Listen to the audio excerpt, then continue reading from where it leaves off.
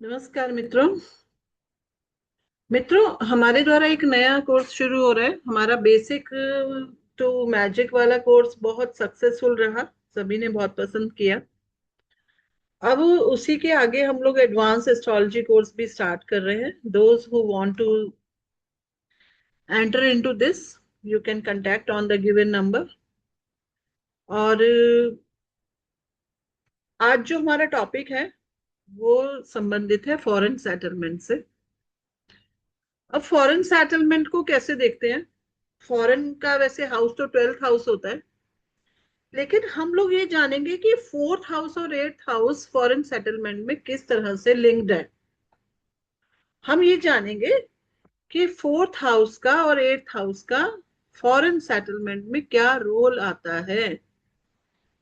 तो इसके लिए सबसे पहले हम देख लेते हैं कि फॉरेन सेटलमेंट को देखने के लिए ये नहीं है कि फिर केवल 4th हाउस देख लिया या 8th हाउस देख लिया। हम लोग बात करेंगे 8th हाउस और 4th हाउस के बारे में। लेकिन 12th हाउस जो है उसको विदेश भाव बोला गया है। 9th हाउस को भी लंबी यात्राओं का भाव बोला गया है, लंबी दूरी की यात्राएं। और 7th हाउस को भी विदेश से किए जाने वाले व्यापार को बताया गया है। तो फिर हम 4th हाउस और 8th हाउस को क्यों कनेक्ट कर रहे हैं, इसको आज हम जानेंगे कि क्या 4th हाउस और 8th हाउस का भी कोई कनेक्शन आता है।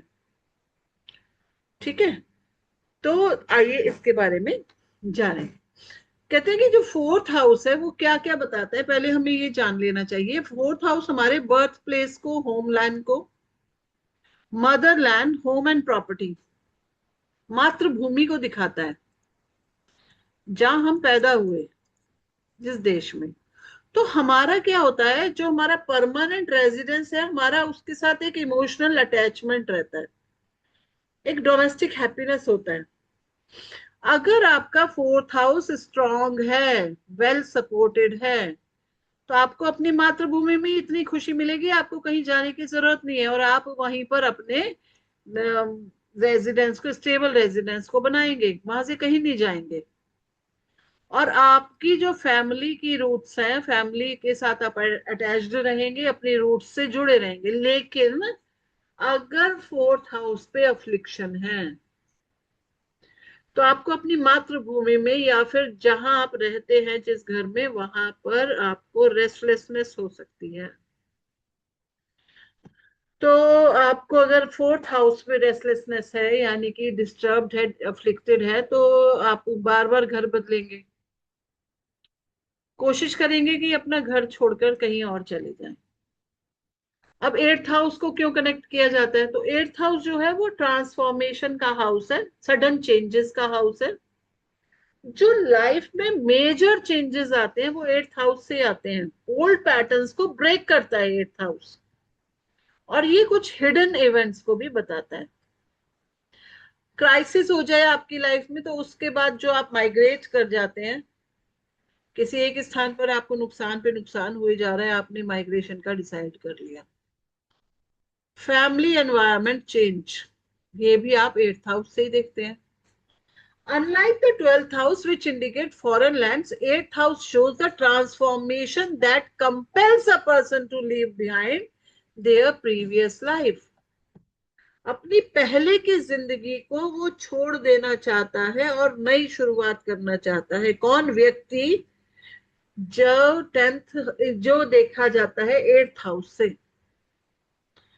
Many permanent migrants experience a strong activation of 8th house before settling abroad.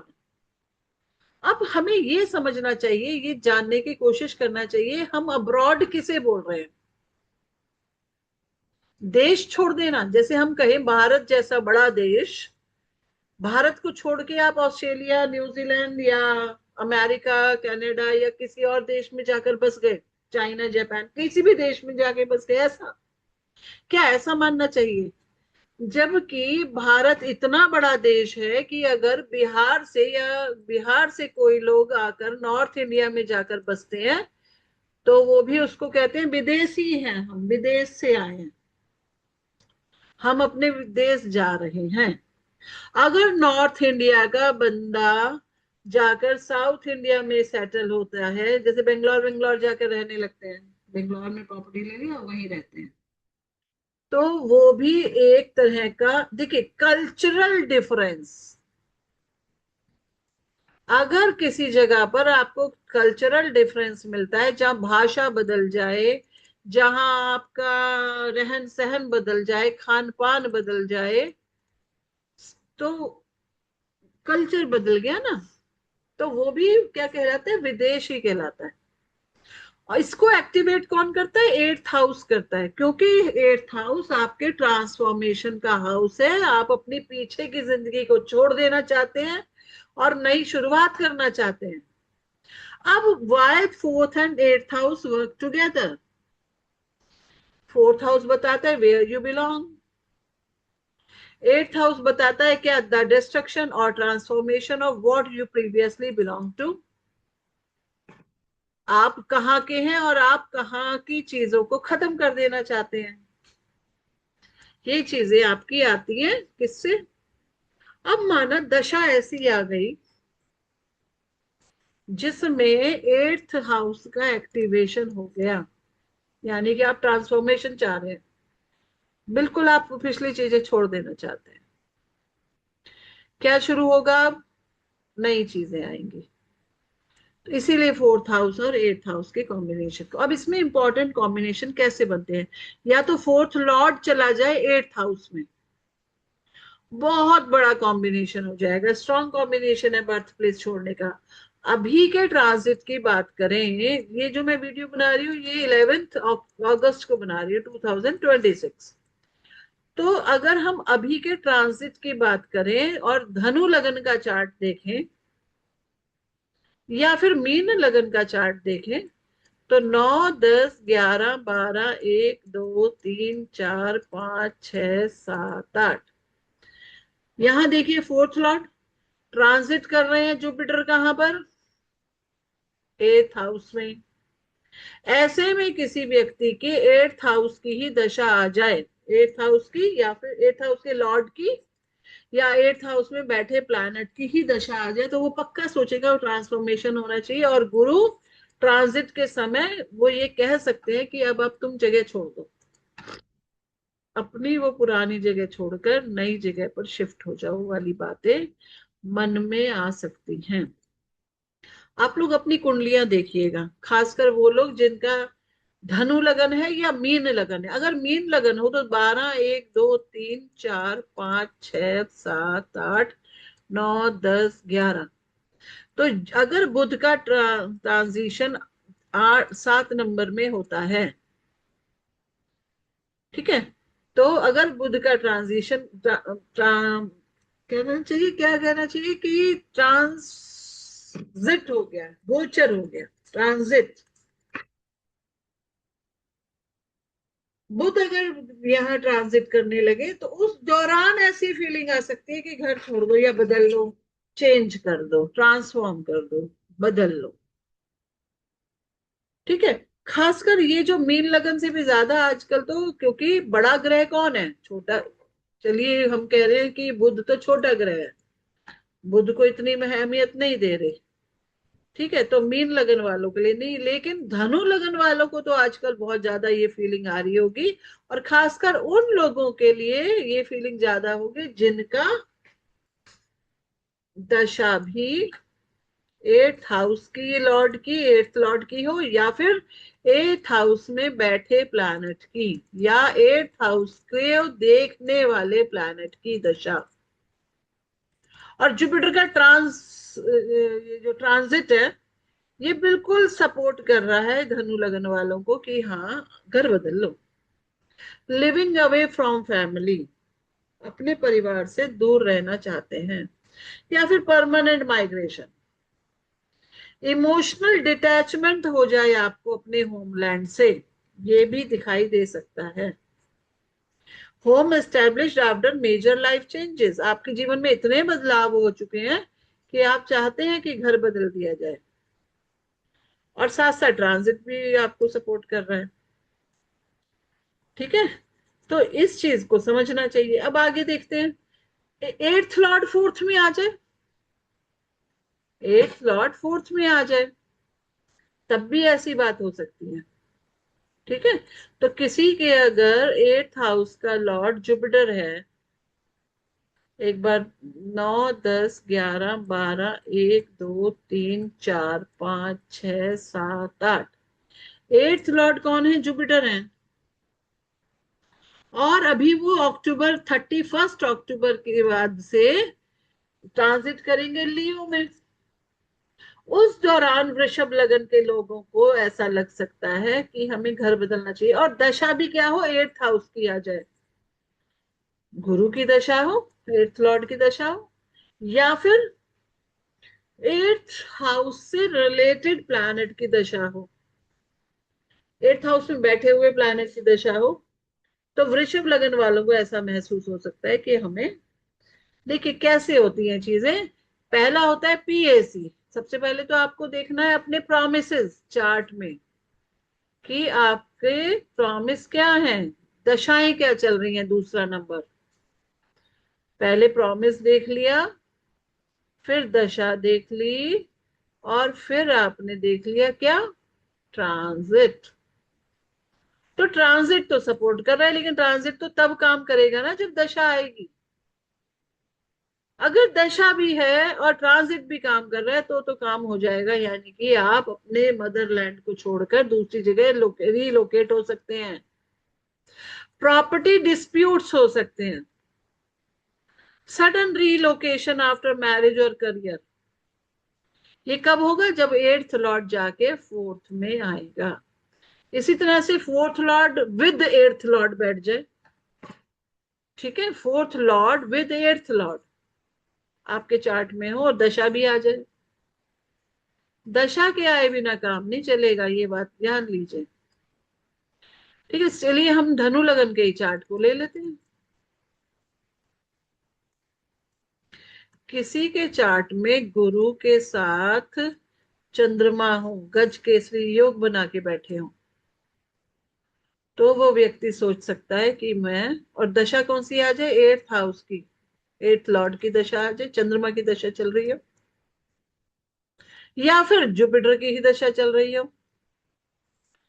गुरु की ही दशा चल रही हो, या एट्थ हाउस में बैठे प्लैनेट की दशा चल रही हो, तो व्यक्ति सोच सकता है कि मैं अपने मदरलैंड को छोड़कर कहीं और चला जाऊं। ठीक है, अब देखिए, कहते हैं फोर्थ लॉर्ड और एट्थ लॉर्ड एक साथ बैठे हों, ये क्लासिकल कॉम्बिनेशन है रीलोकेशन का। ठीक है, साइन प्लेसमेंट, स्ट्रेंथ, दशा, नवांशा, ये सब देखना चाहिए। ठीक है, if the conjunction also connects with seventh house, ninth house और ट्वेल्थ हाउस, तब तो ये जरूर हो सकता है। नवांशा में भी देख लेना चाहिए। मैं आपको एक एग्जाम्पल देती हूँ।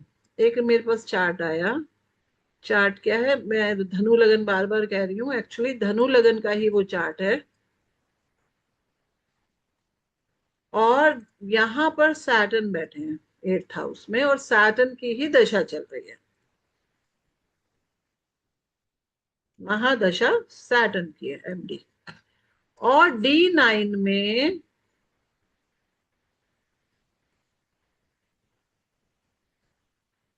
यहाँ 6 7 8 9 10 11 12 1 2 3 4 5, यहाँ जुपिटर और चंद्रमा एक साथ बैठे हैं। ठीक है, अब आप कहोगे कि जुपिटर और चंद्रमा अगर यहाँ एक साथ बैठे हैं, दैट मीन्स क्या? ये तो D9 है। तो जुपिटर एंड मून यहाँ पर ये D1 के फोर्थ हाउस के लॉर्ड हैं, फोर्थ लॉर्ड, और यहाँ चंद्रमा क्या है? एट्थ लॉर्ड है। तो चंद्रमा और गुरु अगर D9 में एक साथ बैठे हैं D1 के, तो ये नाइन्थ हाउस में बैठे हैं। देखिए यहाँ पे क्या है, if the conjunction also connects with ninth house, seventh house and twelfth house, तब ये कॉम्बिनेशन स्ट्रॉन्ग हो रहा है। And native is also thinking about changing the place where he was born। अभी तक वो उसी शहर में रहते हैं जहां पर उनका जन्म हुआ, लेकिन अब वो सोच रहे हैं कि शहर छोड़ दिया जाए। और ये जो दिखाता है, ये लंबी यात्रा को दिखाता है, यानी कि बहुत दूर। ठीक है।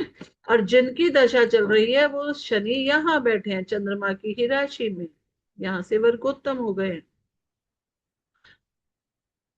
ठीक है, सूर्य के साथ बैठे हैं, तो अनजान लोगों के बीच में विदेश हो सकता है, कल्चरल डिफरेंस वाली जगह हो सकती है, हो सकती है। अच्छा, आगे देखते हैं।